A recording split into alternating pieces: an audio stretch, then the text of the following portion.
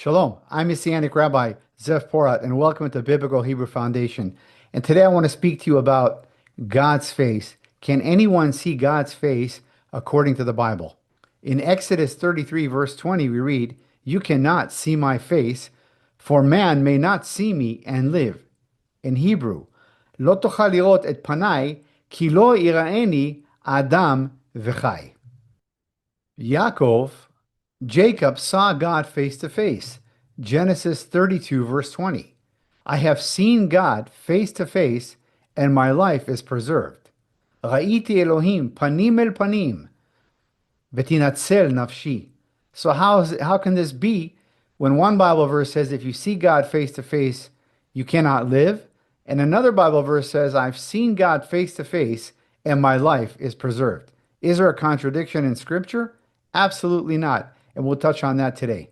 The whole Bible, from Genesis all the way to the book of Galut, the book of Revelation, can only be understood by the power of the Ruach HaKodesh, the power of the Holy Spirit.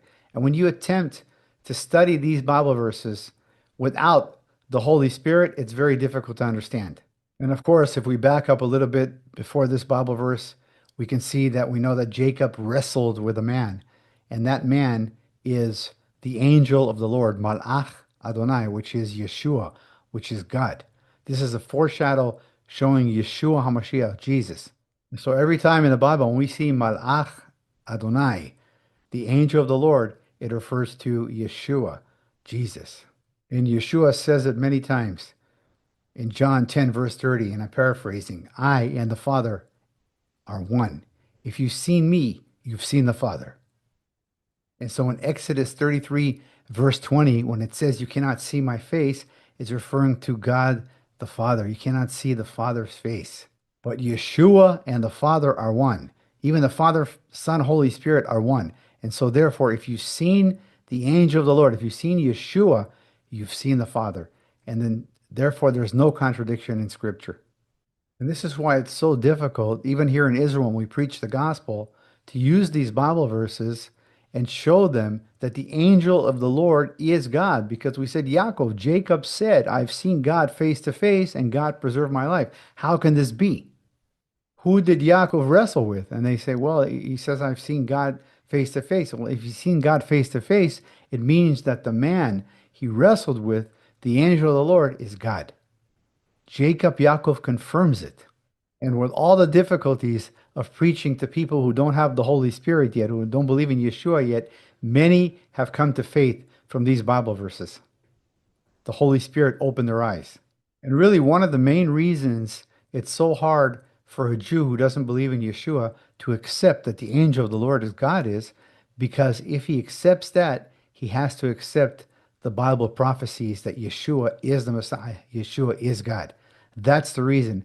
It's the work of the Antichrist, the work of the devil, trying to blind and deceive the Jewish people.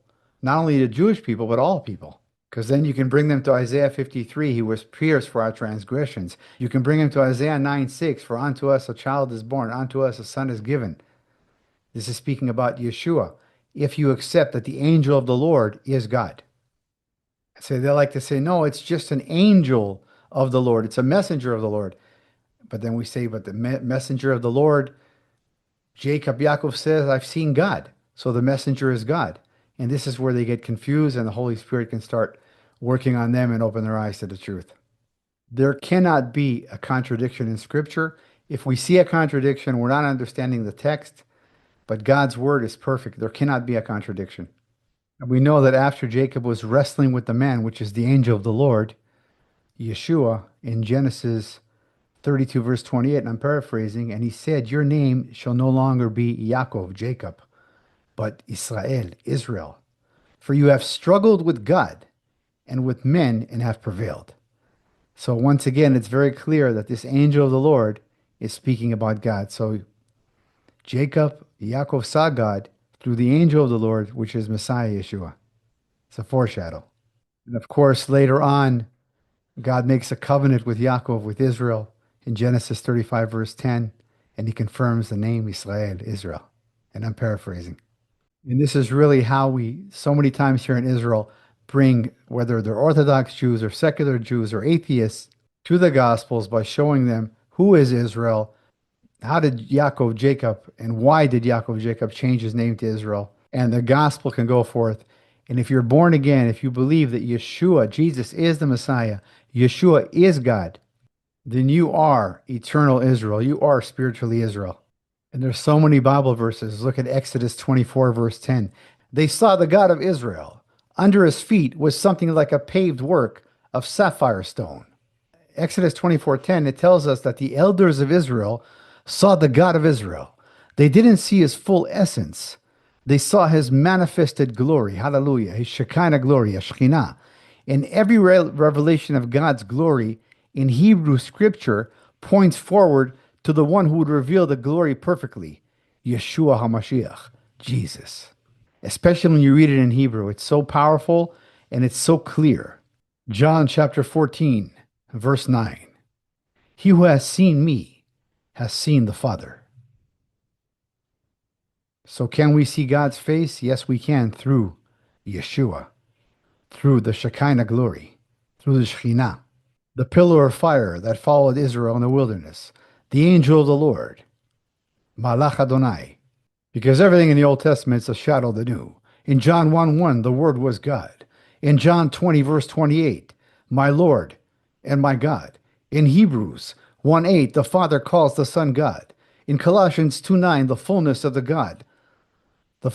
God in bodily form. In John 14:9, to see Yeshua is to see the Father. And 1 John 5:20, Yeshua is the true God. And I can keep on going, Old Testament, New Testament, because it's one book from Genesis to Revelation. Let's give a praise in the house of the Lord. Hallelujah. And so what Yaakov experienced, what Moses experienced, is what we read in John chapter 1, verse 18. No one has seen God at any time. The one and only Son has revealed him, because Yeshua is God. And there are many Bible verses where God hides his face from the people of Israel because they rebelled. Psalms 80, verse 19.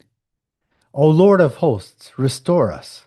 Cause your face to shine, and we shall be saved. In Hebrew, Yehovah Elohei Tzvaot, Hishuvenu, Ha'er Panecha, Yeshua.